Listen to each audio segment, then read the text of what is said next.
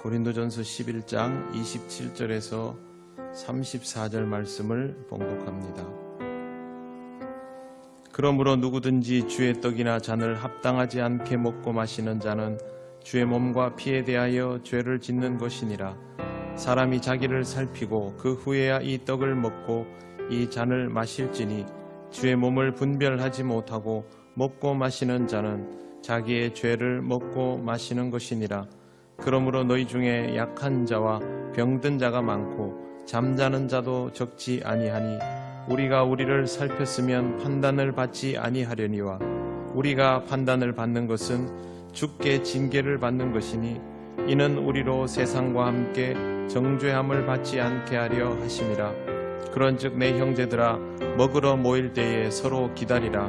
만일 누구든지 시장하거든 집에서 먹을지니 이는 너희의 모임이 판단받는 모임이 되지 않게 하려 함이라. 그 밖의 일들은 내가 언제든지 갈 때에 바로 잡으리라. 아멘. 네, 우리는 지금 예배를 드리는 중에 있습니다. 정말 자주 예배를 드리는 사람들입니다. 우리가 매번 드리는 예배는 어떤 의미일까요? 그냥 교회를 왔다 갔다 하는 것이 예배이지는 않다라는 정도는 다 알고 있습니다. 그런데 예배의 의미를 조금 더 이해해야 합니다. 요즘 수요일 저녁에 요리문답을 하고 있는데 거기에서 예배의 개념이 이렇게 정리되어 있습니다. 예배는 우리를 만드시고 살피시는 하나님 앞으로 나아오는 것, 숨지 않고 하나님을 만나러 나아오는 것이 예배의 기본입니다. 이런 예배를 드리려면 제일 먼저 하나님을 만나고 싶은 마음이 있어야 합니다. 많은 사람들이 예배의 의미를 잘 모른 채로 쉽고 가볍게 교회를 들락거립니다. 교회 오고 싶으면 언제든지 올 수 있으니까, 마음만 먹으면 누구나 올 수 있으니까 언제든지 예배는 가볍게 생각이 되는 겁니다. 그러나 예배는 그런 것이 아닙니다.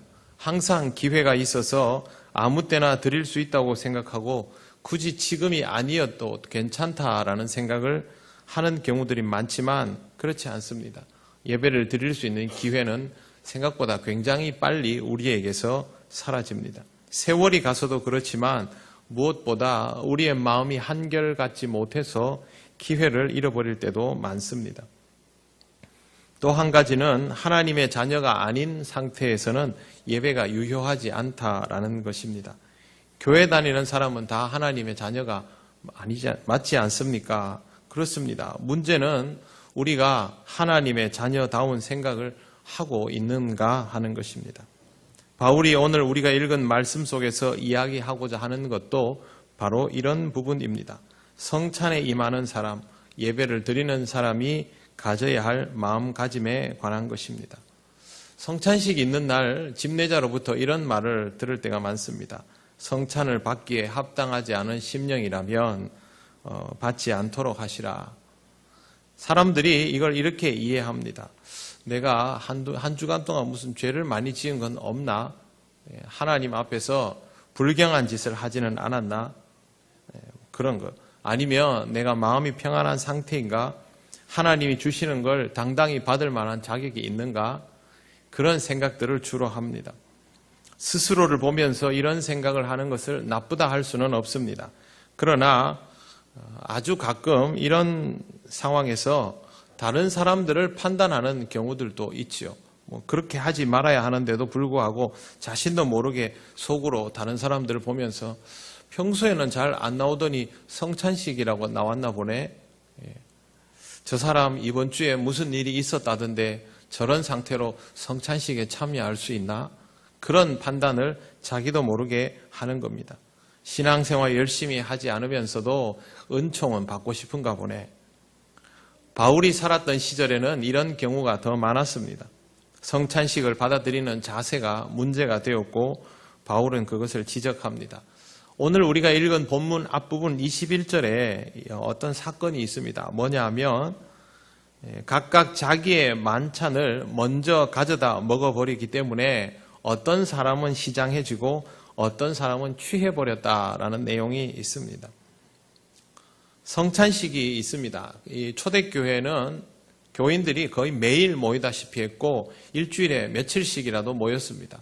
모이면 보통 저녁 식사를 같이 합니다. 만찬을 하죠. 그리고 그 만찬 중에 떡과 잔이 있으면 성찬식이 거기에서 바로 진행이 되는 게 됩니다. 그러면 이제 거기에서부터 우리가 알고 있는 성찬식이라는 것이 이루어집니다. 성찬식에는 빨리 오는 사람들도 있었지만 늦게 오는 사람들도 있었습니다. 늦게 참석하는 사람들은 주로 어려운 형편에 있는 사람들입니다. 교회 안에서는 계급이 없었지만 사회에서는 계급이 엄격하게 존재하는 시대였기 때문에 모든 사람들이 같은 시간에 모이는 것은 불가능했습니다. 지금처럼 이렇게 쉬는 날이 정해져 있는 것도 아니죠. 여러분, 우리가 예배를 드리는 이 주일이 쉬는 날이 아니면 어떻게 될까요? 굉장히 복잡하고 혼란스러운 상황이 발생하게 됩니다. 주인 신분인 사람들은 시간이 남아 돌다 보니 일찌감치 교회에 와 있었습니다. 그러나 하인인 사람들은 하루의 일과를 마쳐야 늦게 올 수 있었습니다. 그 당시의 정서로 주인과 하인이 같은 공동체가 되어 있다는 것 자체만으로도 파격적인 것이지만 그러나 사회에서 엄연히 구분이 되어 있었기 때문에 어쩔 수 없는 일이 발생한 것이죠. 당시에는, 지금도 그럴까요? 당시에는 일을 하지 않아도 되는 사람이 상류층, 일을 할 수밖에 없는 사람이 하층민, 그렇게 분류가 되었습니다. 사회적 지위도 나뉘어져 있고, 이러는 중에도 교회는 공식적으로 평등을 지향했습니다. 예수님이 그렇게 가르치셨으니까 당연히 그렇게 한 것이죠. 평소에 서로를 존중하는 공동체였으면 함께 모여서 식사를 하는 것을 귀중히 여기면서 기다리고 이왕이면 성찬의 자리를 동시에 나누는 것이 맞다라고 받아들였을 건데 그렇게 하지 않았습니다. 먼저 와 있는 사람들이 다른 사람들을 기다리기 전에 먹어버린 겁니다. 배가 고파서 기다리기 싫어서 먼저 먹어버렸습니다. 이렇게 할 수 있는 사람들은 어떤 사람들일까요? 이 교회 안에서 주도적이지 않은 사람은 절대 이렇게 못합니다. 내가 먼저 먹어서 일어날 일들, 그걸 생각하게 되죠. 어떤 일이 일어났을 때 거기에서 주도적인 힘을 발휘할 수 있는 사람은 갑입니다. 그렇지 못한 사람은 을인 것이고요. 구조는 아주 간단합니다. 교회에서 사람들이 오기 전에 먼저 먹을 수 있는 사람은 높은 위치에 있는 사람들, 먹을 수 없는 사람들은 그런 위치에 있지 않는 사람들이죠. 그렇게 돼버렸습니다. 제자 공동체로 모여서 그렇게 떡과 또 잔을 나누면서 마음을 하나로 모으고 주님의 몸을 이룬다라고 고백해야 하는 공동체가 먹는 것 하나에서부터 하나가 되지 못하고 늦게 오는 사람들을 존중하지 못하는 상태가 된 겁니다.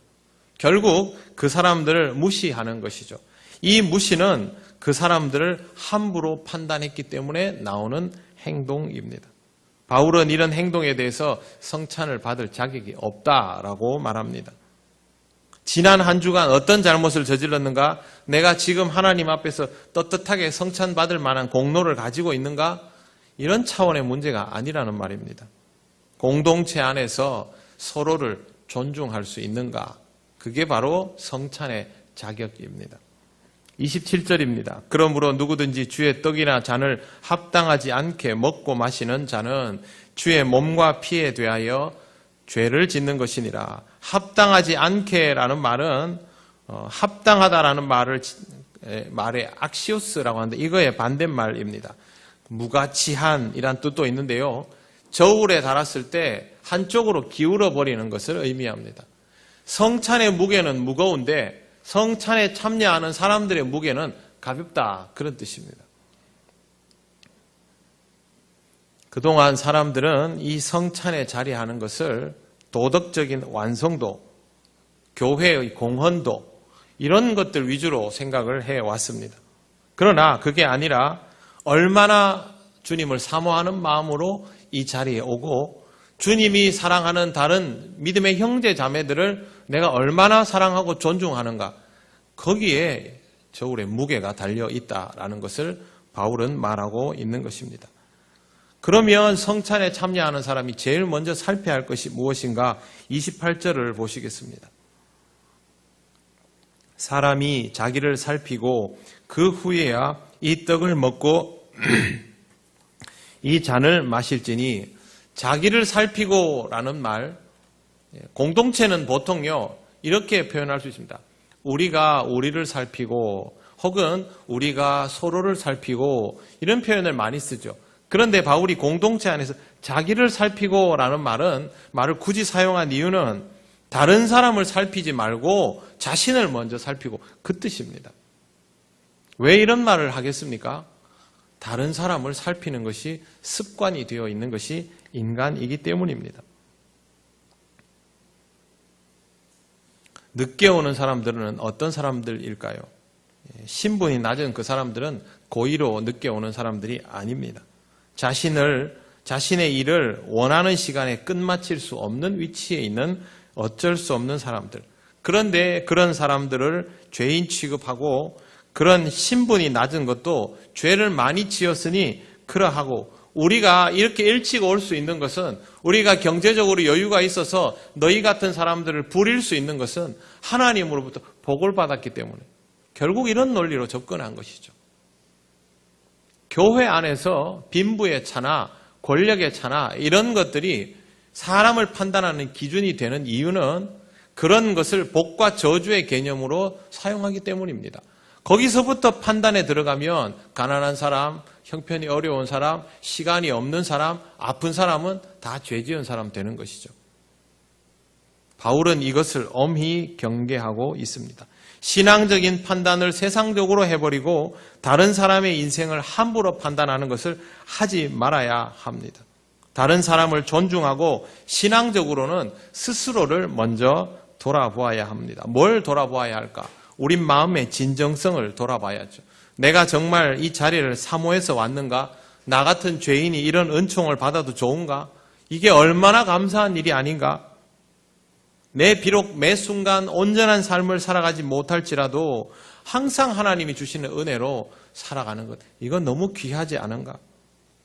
그런 마음을 가지면 하나님의 은혜 감사합니다. 그렇게 하면서 자신을 돌아보게 되는 것이죠.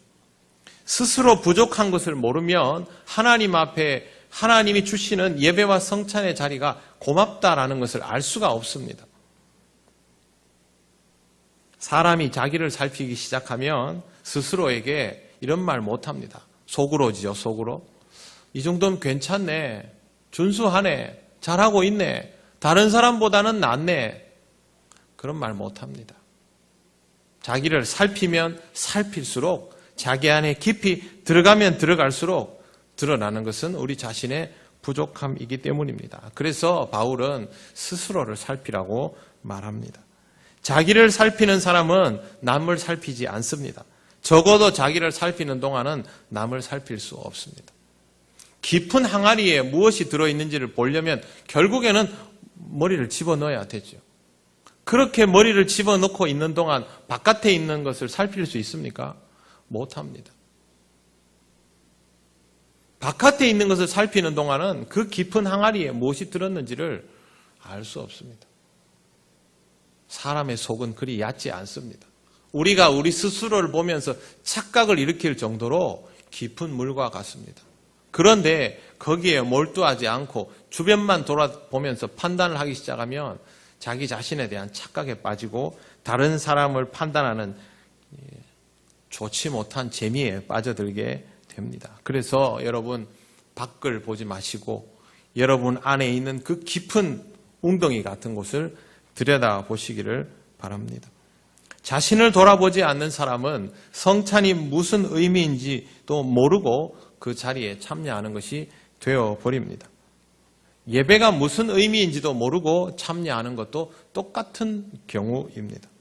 내가 무언가를 하고 있지만 의미가 없는 것이죠. 자녀들 키워보면 공부하겠다고 앉아있는 모습을 볼 때가 많죠. 그런데 저는 아이들 키워보면서 분명히 몇 시간 동안 앉아있는데 멍하니 앉아있는 모습을 본 적이 많습니다. 그때 부모는 속이 터지죠. 차라리 나가 놀든지 잠을 자든지 무의식 상태로 있는 거죠. 하나님 앞에 나와 예배를 드리고 성찬에 참여하는 우리의 모습이 그렇게 공부에 관심이 없지만 어쩔 수 없이 앉아있는 자녀들, 우리들의 모습처럼 그런 멍한 상태면 보시기에 얼마나 안타깝겠습니까? 그래서 여러분 항상 우리 자신을 잘 살피고 깊이 돌아보아야 합니다. 30절 말씀 보십시오. 그러므로 너희 중에 약한 자와 병든 자가 많고 잠자는 자도 적지 아니하니. 여기에 나오는 그러므로는 원문을 그대로 번역하면 그래서입니다. 주의 몸을 분별하지 않고 먹고 마시는 자는 자기의 죄를 먹고 마시기 때문에 그래서 너희 중에 약한 자도 나오고 병든 자도 나오고 죽는 사람도 나오고 이렇게 바울이 말을 했습니다. 왜 이런 말을 했을까요? 당시 사람들은 성찬식 자체에 특별한 위력이 있다고 믿었습니다. 그래서 성찬식에 참여하는 것에 대해서 열성적인 경향이 있었습니다. 바울은 그것을 오히려 빗대어 말하고 있는 겁니다. 너희가 그런 마음으로 성찬에 참여하니 몸이 약해지고 병도 들고 죽지 않느냐. 지금식으로 이해하지 말고요. 옛날식으로 한번 이해해 보십시오. 기복적으로. 사람들이 그런 기복적인 관념을 가지고 있는 상태에서 바울이 그것을 지적하고 있는 겁니다. 오죽하면 이렇게 말하겠습니까? 교회로 모여 있으면서 함께 예배드리고 성찬받는 사람들을 존중하지 않고 무시하는 것은 쉽게 말하면 천벌받을 일이라는 뜻입니다. 고린도 교인 중에 이 의미를 몰랐던 사람이 있을까요? 없습니다. 당연히 다 알지요. 그러나 실천이 되지 않습니다. 그러면 결국 소용없는 일입니다.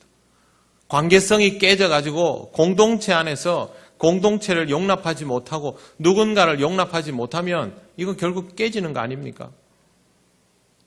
그래서 우리는 어떤 경우에도 다른 사람을 먼저 판단하는 일을 하지 말아야 합니다. 그리고 자기 자신을 돌아보아야 합니다. 교회 안에서 다른 사람의 존재감을 인정하지 않는 것, 그 사람을 무시하는 것, 없는 사람 취급하는 것, 결국 여러분 판단에서부터 나옵니다. 내가 그 사람에 대해서 판단을 내리고 행동에 옮기는 거 아닙니까? 그러니 그 행동을 하기 전에 판단을 멈추어야 하고 그 판단을 멈추려면 스스로를 판단하는 것에 더 여러분의 시간을, 정신을 쏟아붓는 것이 맞습니다. 우리가 할 일에 대해서 바울은 이렇게 말합니다. 31절 우리가 우리를 살폈으면 판단을 받지 아니하려니와. 원문 그대로 번역하면 그러나 우리가 우리 자신을 살폈으면 판단을 받지 않는다. 우리들, 우리 자신이라는 표현이 여기에서 다시 사용되고 있습니다. 32절 우리가 판단을 받는 것은 주께 징계를 받는 것이니 이는 우리로 세상과 함께 정죄함을 받지 않게 하려 하심이라. 여기서 바울이 말하는 징계는 단순히 벌받는 수준이 아니라 심판을 연상시키는 단어입니다. 굉장히 강도가 셉니다.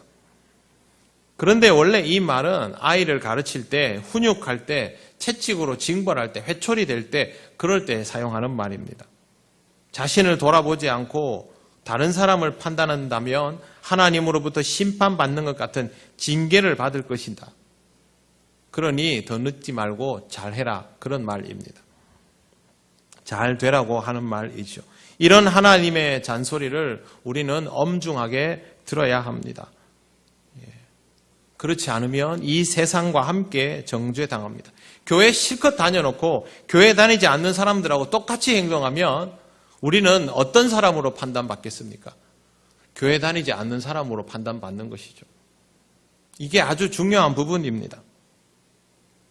그래서 우리는 교회를 다니는 만큼 교회 다니는 사람다운 생각과 행동을 해야 합니다. 세상 사람들이 다 그렇게 하는데 그런 말은 하나님 앞에서 통하지 않습니다. 그 사람들이 뭘 하든 어떤 가치를 쫓든 뭘 기준 삼아 움직이든 우리는 하나님의 자녀로서 우리가 해야 할 일을 하면 되는 것입니다. 우리가 할 일을 고린도 교회를 통해 교훈받고자 하면 간단합니다. 배가 고파도 형제들을 기다리는 것. 형제들이 늦으면 먼저 먹지 않고 기다려주는 것. 적용하면 어떻게 될까요? 교회 안에서 내가 원하는 것이 있어도 그렇게 할 수 없는 형제들을 기다리고 용납해 주는 것. 그게 배가 고파도 먹지 않는 겁니다. 성찬식만 가지고 생각하면 안 됩니다. 우리가 교회 와서 예배만 드리고 성찬식만 하면 그걸로 신앙이 다 되는 거 아니지 않습니까? 예배를 드리고 성찬에 참여하면 우리의 삶이 그 예배와 성찬에 부합되어야 하죠. 그러면 바로 나오는 게 뭐냐면 이 교회 안에서 내가 옳다 싶은 것, 내 마음대로 할 수 있는 것, 내가 하고 싶은 것, 그거 돼도 그렇지 않은 사람들을 생각해서 그 사람들을 기다려주고 용납해서 그들과 함께 주님께 영광을 돌리는 것. 이게 교회에서 해야 할 일입니다.